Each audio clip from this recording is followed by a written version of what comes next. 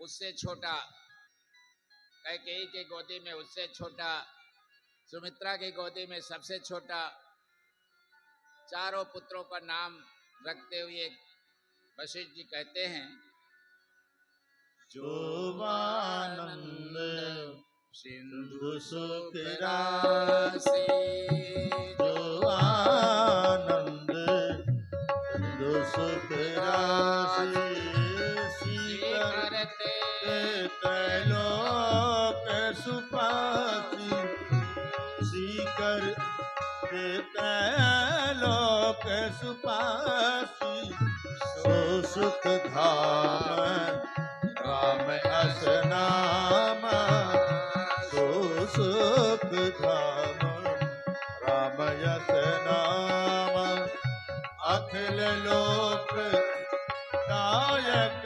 विश्राम, अखिल लोकदायक विश्राम, जो आनंद सिंधु सुख राशि, जो आनंद सिंधु सुख राशि। राम का नाम रखते हुए कहते हैं, जो आनंद के सिंधु हैं, जिसकी एक छोटी सी कृपा मात्र पा जाने से त्रैलोक प्रसन्न हो जाता है, ऐसे ज्येष्ठ पुत्र महाराज दशरथ की गोदी में हैं, उनका नाम राम है।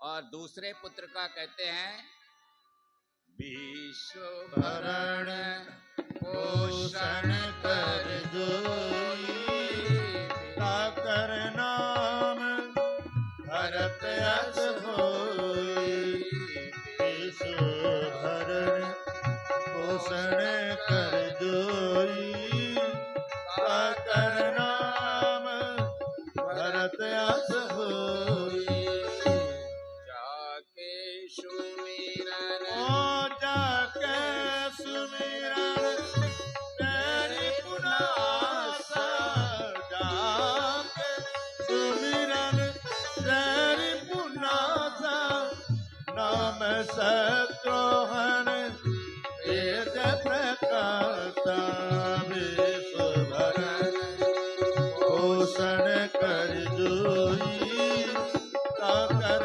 नाम भरत यस होई। विश्व भरण, विश्व को पोषण करने वाले भरत जी का नाम विश्व भरण कहा गया है। विश्व भरण क्यों कहा गया है? क्योंकि हम सभी जानते हैं कि केवल पेट की ही भूख भूख नहीं होती, पेट की भूख को तो पशु पक्षी ही भी मिटा लेता है। कोई भी योनि का कोई भी है, 84 लाख योनियों में जो भी हैं, पेट की भूख सभी की मिटती है। और पेट की भूख मिटाने के लिए भगवान कोई ना कोई उपक्रम, कोई ना कोई साधन, कोई ना कोई गुण सबको दे करके भेजता है। अपने अपने ढंग से सब अपने उदर पोषण की व्यवस्था कर लेता है, चाहे पशु पक्षी हो, चाहे मानव हो, सब कुछ। परंतु एक भूख जो हमारे मन की होती है, मन बुद्धि की होती है, तो वो मन बुद्धि की भूख जो होती है वो पेट की भूख से भी ज्यादा बड़ी होती है। क्योंकि मन बुद्धि की जो भूख होती है उसको पूरा कर पाना तो बड़ा कठिन है। पेट की भूख को तो 4 रोटी खाने वाला 6 रोटी खाएगा, 7 रोटी खाएगा, 2 रोटी खाएगा, 5 रोटी, उसको तो पूरा करके कह देगा भाई अब मैं नहीं खाऊंगा। परंतु जो मन और बुद्धि की भूख होती है वो बहुत प्रबल भूख होती है। व्यक्ति को कितना भी मिल जाए, कितना भी मिल जाए, कितना भी मिल जाए, प्रजा कहती है राजा सुखी है, राजा कहते हैं देवता सुखी है, देवता कहते हैं भगवान सुखी है, पर सुखी कोई नहीं है, सब थोड़ा थोड़ा दुखी है। इस तरह से भगवान सबको कुछ ना कुछ देता है। भरत जी को विश्व भरण, यानी भरत के जो कृतित्व है, भरत के जो काम हैं, वो हमारे मन बुद्धि के भूख को मिटा देने की शक्ति रखते हैं। आप आगे चल के भरत चरित्र में सुनेंगे।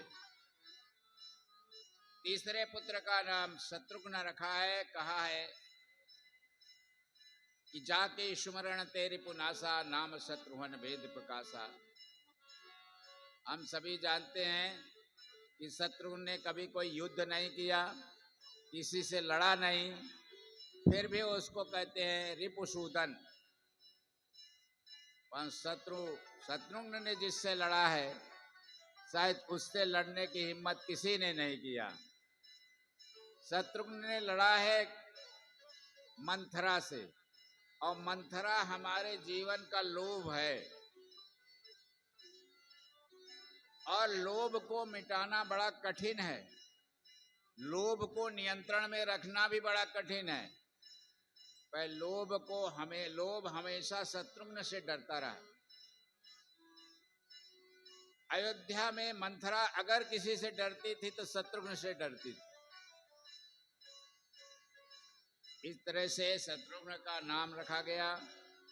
चौथा नाम लक्षण धाम राम प्रिय, सकल जगत आधार, गुरु वशिष्ठ तेहि राखा, लक्ष्मण नाम उदार। गुरु वशिष्ठ जी ने चौथे पुत्र का नाम लक्ष्मण रखा, जो सदैव राम का प्रिय, ऐसा बताया।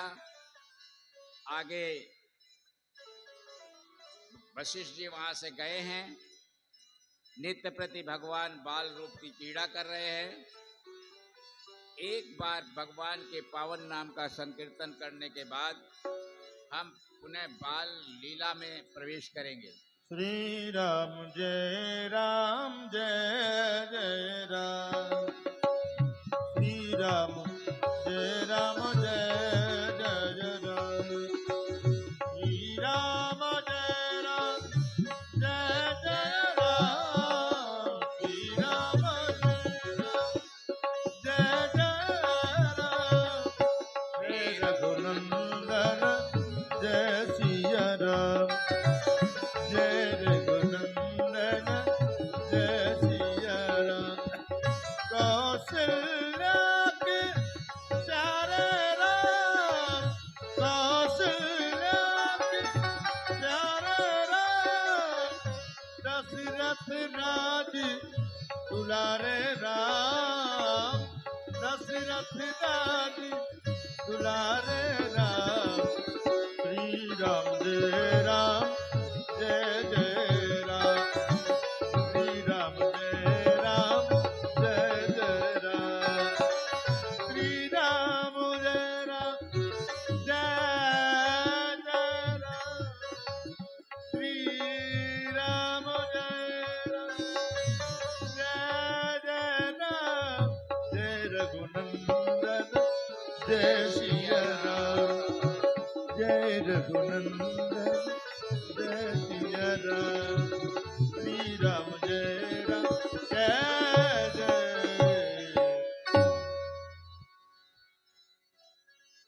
बोलिए श्याम रामचंद्र चंद्र जी महाराज की जय। भगवान नित्य प्रति पीड़ा करते थे। एक दिन प्रभु श्री राम के मन में आया कि मैया ने पिछले जन्म में जो मांगा था, सोई सुख सोई गति सोई भगति, सोई निज चरण स्नेह, सोई विवेक सोई रहन प्रभु, हमहि कृपा कर देव। हमें कृपा करके अपने चरणों का कृपा देना, हमें विवेक देना। तो भगवान को लगा मैया को कुछ दर्शन कराना चाहिए। तो एक दिन कौशल्या मैया राम जी को स्नान करा करके, राम जी का श्रृंगार करके, मालिश आलिश करके और पालने में पौढ़ा दिया। पालने में लेटते ही भगवान सो गए। कौशल्या को लगा कि प्रभु सोए हुए हैं और मैं इस समय पूजा कर लूं। मंदिर में ही जगन्नाथ का मंदिर था और कौशल्या मैया ने जगन्नाथ का पूजा करके और भोग लगाया। सोने के कटोरे में खीर भर के रख दिया, तुलसी दल डाल दिया, प्रार्थना किया, त्वदीयम वस्तु गोविंदम तुभ्यमेव समर्पयामि। प्रभु आपका दिया हुआ, आप इसको आरोगें।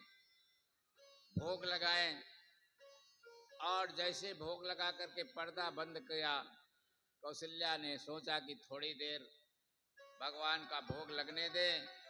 रसोई में चली गई और इधर जैसे ही कौशल्या ने कहा त्वदीयम वस्तु गोविंदम तुभ्यमेव समर्पयामि, वैसे ही राम जी की आंख खुल गई। राम जी को लगा कोई बुला रहा है, तो राम जी अपने पालने से उतर करके घुटनुओं के बल मंदिर पहुंच गए, क्योंकि वहीं से आवाज आई थी। मंदिर में देखा कि कटोरे में खीर भरी है, भोग लगा हुआ है, तुलसी दल पड़ा हुआ है। तो भगवान को लगा अब इसको प्रसाद पाना चाहिए, क्योंकि माँ ने कहा है कि त्वदीयम वस्तु गोविंदम तुभ्यमेव समर्पयामि। अब कैसे पाए? घुटनों के बल, हाथों दो चारों, दोनों हाथ और दोनों घुटनों के बल तो आए थे। आप जानते हैं लड़का चलता हुआ अगर घुटनों को बल चल रहा है और उसका हाथ पैर का बैलेंस बिगड़ा तो गिर जाता है। हाथ का बैलेंस बिगड़ेगा तो गिर जाएगा, पैर का बैलेंस बिगड़ेगा गिर जाएगा। राम जी को लगा कि हाथ से तो खा नहीं सकते, क्योंकि हाथ से खाते हैं तो बैलेंस बिगड़ेगा, गिरेंगे। तो उन्होंने क्या किया, खीर जो कटोरे में रखी हुई है उसको मुंह से चाटने लगे, जीभ से चाटने लगे। और जब राम जी जीभ से चाट रहे थे तो उनके जो घुंघर वाले बाल थे, घुंघराई लटाएं लटकाएं मुख ऊपर, कुंडल लोल कपे, वो बाल उसी खीर में डूब गए। और जैसे ही बाल डूबे और भगवान राम ने अपने मुखमंडल को ऊपर किया, तो भगवान का जो मुखमंडल था वो आकाश की तरह नीला था। नील सरोरु नीलमल नील नीरधर श्याम। और नीले आकाश में घुंघर वाले बालों में जब सफेद सफेद खीर की बूंद लग गई तो ऐसा शोभायमान हो रहा था मानो आकाश में और छोटे छोटे तारे टिमटिमा रहे हैं। माँ कौशल्या जब मंदिर में प्रवेश किया तो देखा कि ये तो खीर में पूरा लपटा हुआ, पूरे बाल लपटे, पूरा मुंह लपटा। कौशल्या मैया को लगा कि ये कहाँ यहाँ से पहुंच गए, इसको तो पालने में झुला करके आई थी। दौड़ करके गई पालने तो भगवान वहां सो रहे थे। दौड़ करके आई यहाँ मंदिर में तो भगवान खीर आरोग रहे थे।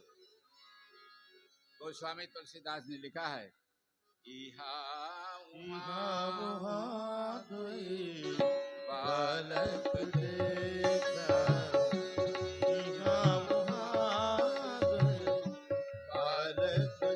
देखा, मत भ्रम मोर की आन विषेका, मत भ्रम मोर की आन विषेका, इहाँ उहाँ दे बालक देखा, इहाँ उहाँ दे बालक देखा।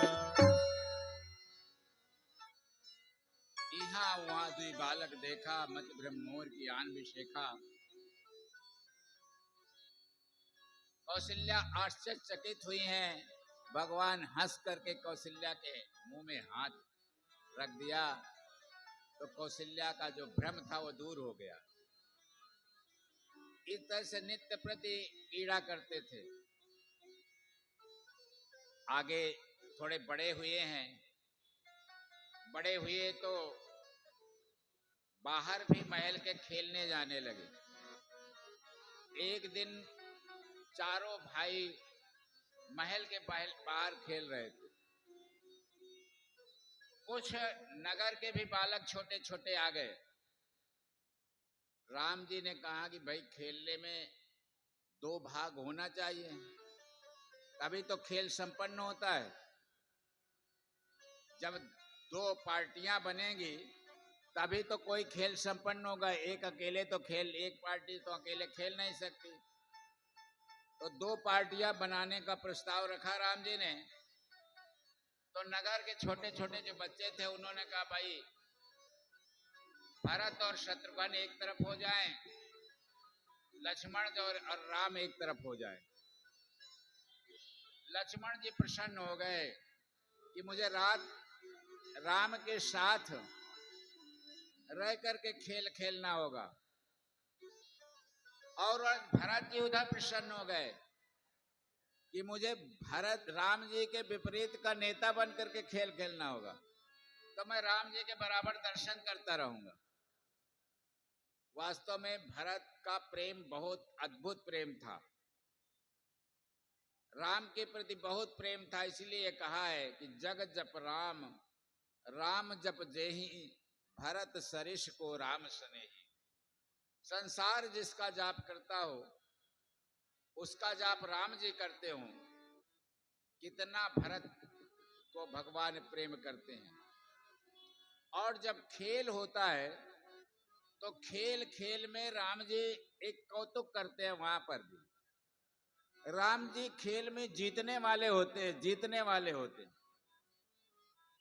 पर जीतते जीतते राम जी भरत जी को जिता देते हैं और स्वयं हार जाते हैं।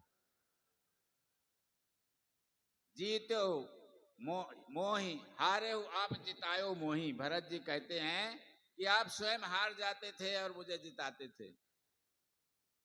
तो जहां प्रेम होता है वहां प्रेमी को जीतने देना चाहिए। ये भगवान की युक्ति है। अगर मित्र मित्र का प्रेम हो, भाई भाई का प्रेम हो, प्रेम कहीं भी हो, पति पत्नी का प्रेम हो, मित्र मंडली का प्रेम हो, तो प्रेम में हारने में ज्यादा लाभ है। प्रेम सदैव समर्पण में ही बलवती होता है। अगर प्रेम में हम हमेशा यही कि हमारी ही विजय हो, हमारी विजय, जो हम कहें वही हो, तो प्रेम इसे स्वीकारता नहीं है। कहीं नहीं कहीं प्रेम में दरारें पड़ जाती हैं। इसलिए सदैव ये ध्यान रहे, ये सीखने का विषय है रामचरितमानस। भगवान के खेल में भी, भगवान की लीला में भी भगवान छोटे भाइयों को जिता देते थे और स्वयं हार जाते थे। इस तरह नित्य प्रति खेल होता था। भगवान खेलते थे। एक दिन महाराज दशरथ दोपहर में महल में भोजन करने पहुंच गए। राम जी चारों भाइयों को लेकर के बाहर खेल रहे थे और भोजन परोस गया। भोजन परोस करके और महाराज दशरथ के सामने रख दिया। उसको मत कुछ कहो, जैसे चलता है चल दे। आजकल बाहर जाने लगे ना, खेलने लगे हैं, खेल में बच्चों के साथ मस्त होने लगे। उसी समय सुमंत्र जी आए। महाराज दशरथ ने कहा सुमंत्र जाकर के राम जी को लिवा लाओ। और राम जी को लेकर के आओ। तो सुमंत्र जी राम जी को बुलाने गए हैं। सुमंत्र जी ने जब कहा भोजन करत बुलावत राजा, नहीं आवत तज बाल समाजा। सुमंत्र जी ने कहा राम, राजा बुला रहे हैं। और राजा बुला रहे हैं। राम जी ने सोचा मुझसे भी बड़ा कोई राजा है। तो राजा के बुलाने में कैसे जाएं? सुमंत्र जी प्रयत्न करते हैं, राम जी नहीं आते। सुमंत्र जी जब लौट करके जाते हैं तो सुमंत्र जी लौट करके गए, राजा से कहा राम जी तो खेल में व्यस्त हैं, आ ही नहीं रहे। महाराज दशरथ ने कौशल्या से कहा कौशल्या तुम जाओ राम को लेकर के आओ। कौशल्या जी गई हैं, राम जी ने कौशल्या को देखा, ये अब तो मां लेने आई, अब तो बड़ा गड़बड़ है, अब तो जाना ही पड़ेगा। परंतु राम जी सोचते हैं जरा माँ को भी थोड़ा छकाना चाहिए। छोटा बच्चा अगर कहीं खेल में व्यस्त हो और माँ चाहे बुलाना साधारण नहीं आएगा वो। तो राम जी गोस्वामी तुलसीदास ने लिखा है कि कौशल्या जब बोलन जाई, कौशल्या जब बोलन जाई, ठुमक ठुमक प्रभु चलहि पराई, ठुमक ठुमक प्रभु चलहि पराई, कौशल्या बोलन जाई, गमने तीसिल अंति न पावा, निगमने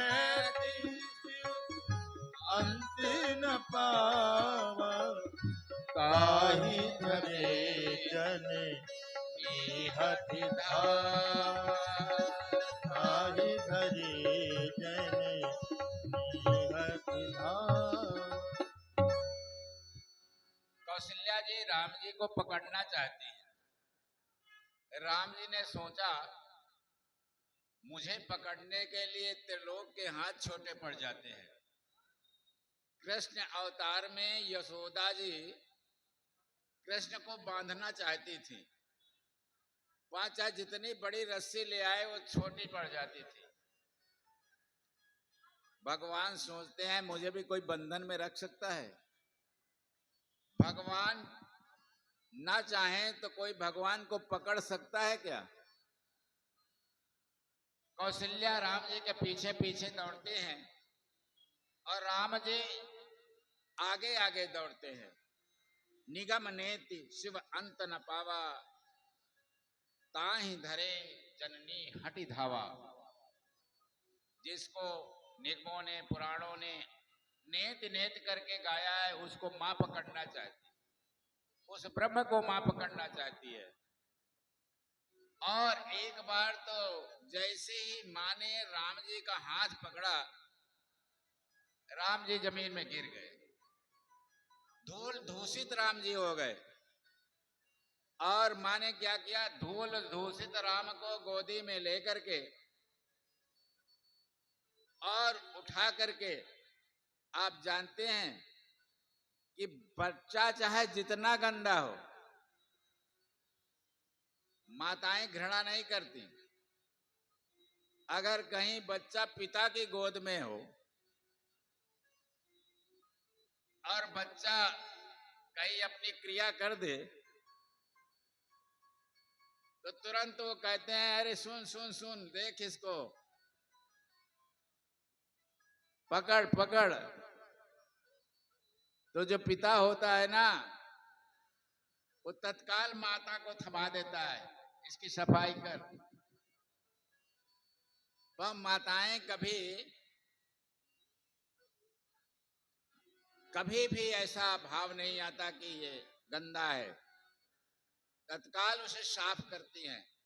तो धूल दूषित राम, धूल में सने हुई कौशल्या ने तुरंत उठा लिया। कौशल्या राज रानी रही, कितने अच्छे कपड़े पहने रही होंगी, पर तो कपड़े गंदे होने के लिए माताएं नहीं डरती, बच्चे के हित के लिए तुरंत गोदी में उठा लेती। चाहे जितनी कीमती साड़ी पहने हो, बच्चा गिर जाए तो माता तुरंत उठा लेगी। साड़ी से प्यार नहीं होता, बच्चे से प्यार होता। और धूल दूषित राम को गोदी में उठा करके कौशल्या जी ने महाराज दशरथ की गोदी में रख दिया। महाराज दशरथ भोजन कर रहे थे, उनको लगाया राम जी को भी भोजन कराया जाए। और जब राम जी को महाराज दशरथ भोजन करा रहे थे तो कागभूषुंड जी आंगन में कूद रहे थे, क्योंकि जब भी राम भोजन करते थे, माता कुछ भोजन देती थी तो कुछ राम करते थे, कुछ कागभूषुंड जी को प्रसाद के रूप में फेंक देते थे।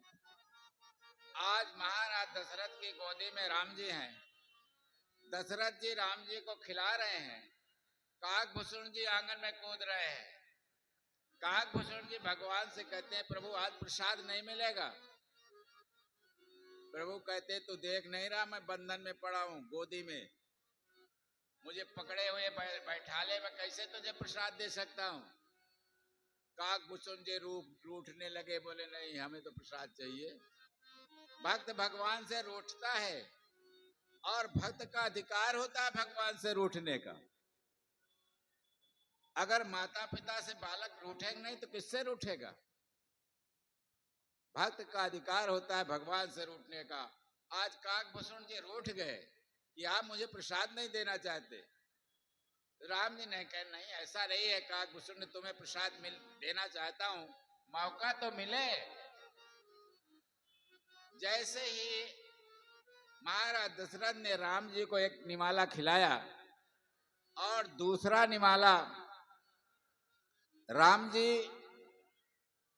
दूसरा निवाला महाराज दशरथ ने उठा करके और अपने मुंह में डालना चाहा, तो आप समझते हैं कि जब मुंह में निवाला डाला जाता है तो मुंह थोड़ा ऊपर होता है। और जैसे ही महाराज दशरथ का मुंह ऊपर हुआ तो राम जी को मौका मिल गया। वो गोदी से तत्काल उछले और सोचे उछल करके कागभूषुंड जी के पास खाली कैसे पहुंचे, तो दोनों हाथ थाल में गिरा दिया, एक चावल के उसमें एक दधी के ऊपर। भाग चले किलकात मुख दधि ओदन लपटाए।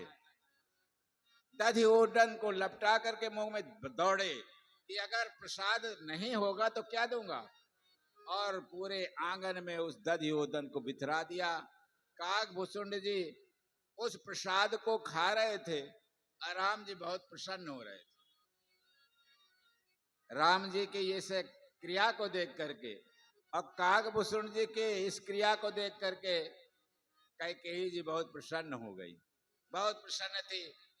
कैकेयी जी कागभूषुंड से कहती हैं, ओ मोरे अंगने में, अब मोरे आंगने में,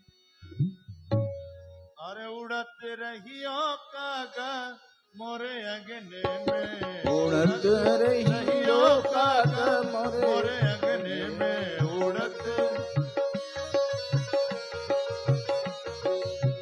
मोरे अंगने में, मोरे अंगने में, मोरे अंगने में, मोरे अंगना में, चुनत रहियो कागा मोरे अंगने में, चुनत रहियो कागा मोरे अंगने में, उड़त रहियो कागा मोरे अंगने में।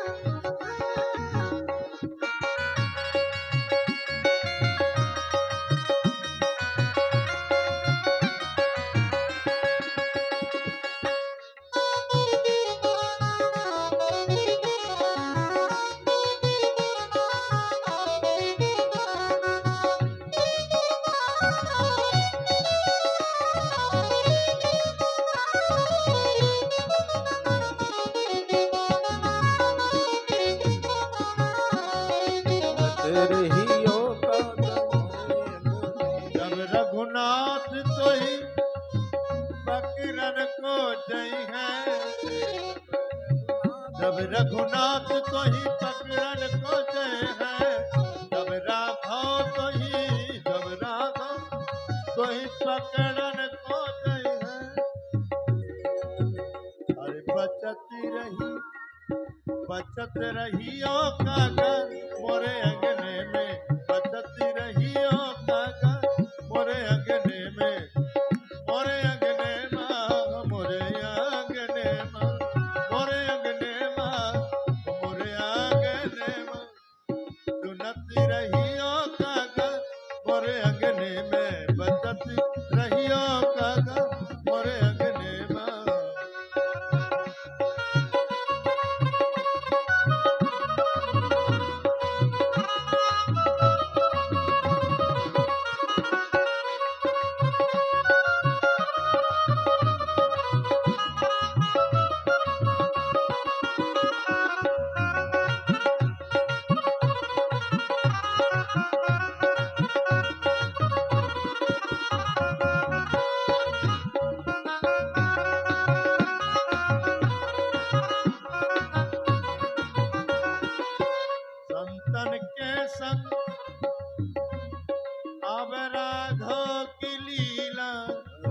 संतन के राघव की लीला, लाला की लीला, हाँ जी लाला की लीला, राघव की लीला, राघव की लीला, संतन संग